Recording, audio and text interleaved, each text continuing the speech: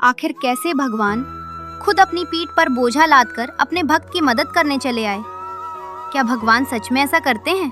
तो चलिए आज की ये पावन कथा सुनते हैं। बात बहुत पुरानी है। उड़ीसा के एक छोटे से गांव में एक ब्राह्मण रहते थे जिनका नाम था अर्जुन मिश्र, लेकिन लोग उन्हें प्यार से गीता पंडा कहते थे। वे बहुत गरीब थे, घर में खाने को दाना नहीं था, लेकिन उनके पास एक अनमोल खजाना था और वो थी उनकी गीता। वे दिन रात गीता के श्लोकों पर एक टीका लिख रहे थे। एक दिन घर में हालात बहुत खराब हो गए। बच्चे भूख से बिलक रहे थे। उनकी धर्मपत्नी ने दुखी होकर कहा, अरे ओ पंडित जी, क्या आपकी ये पोथी पत्रा हमारे बच्चों का पेट भरेगी?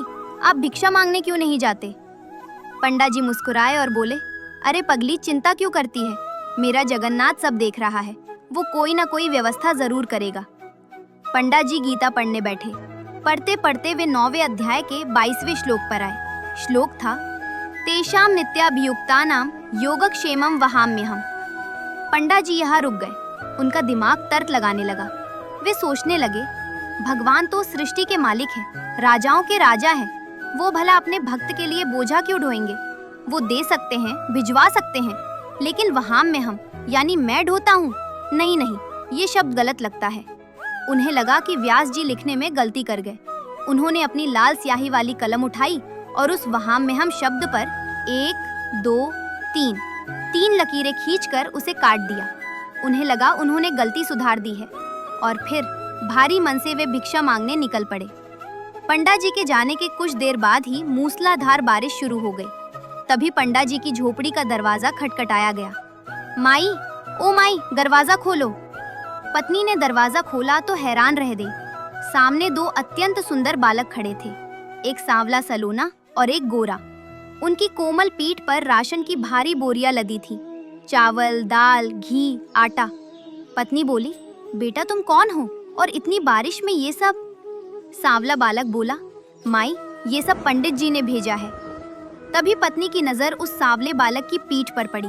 वो चीख उठी, हे भगवान, बेटा तुम्हारी पीठ से तो खून बह रहा है, ये 3 गहरे घाव कैसे? बालक ने मासूमियत से हंसते हुए कहा, कुछ नहीं माई, जब हम आ रहे थे तो पंडित जी को लगा कि हम देर कर रहे हैं, तो उन्होंने गुस्से में मेरी पीठ पर 3 कोड़े मार दिए। ये उसी के निशान हैं। पत्नी को विश्वास नहीं हुआ कि उसके पति इतना क्रूर हो सकते हैं। उसने जल्दी से बालकों को बैठाया, घाव पर हल्दी लगाई और उन्हें मक्खन मिश्री खिलाई, और देखते ही देखते वो बालक गायब हो गए। शाम को पंडा जी घर लौटे। उन्हें भिक्षा में एक मुट्ठी अनाज भी नहीं मिला था।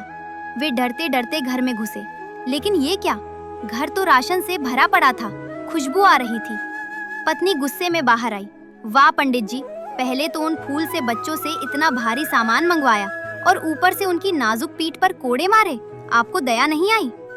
पंडा जी सन्न रह गए। कोड़े, बच्चे, राशन? भाग्यवान, तुम क्या कह रही हो?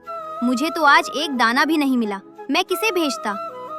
पत्नी उन्हें खींचकर अंदर ले गई और वो बोरियां दिखाईं। पंडा जी की नजर कोने में रखी अपनी गीता की किताब पर पड़ी। उनका माथा ठनका। कांपते हाथों से उन्होंने वो किताब खोली। वही पन्ना, वही श्लोक।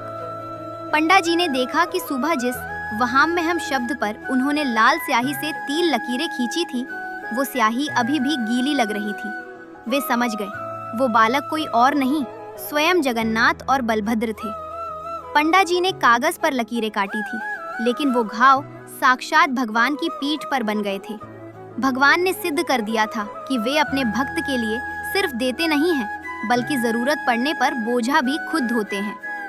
दोस्तों, इस कहानी से हमें ये सीख मिलती है कि ईश्वर तर्क का विषय नहीं, विश्वास का विषय है। जब हम अपना सारा भार उन पर छोड़ देते हैं, तो वो उसे उठाने दौड़े चले आते हैं।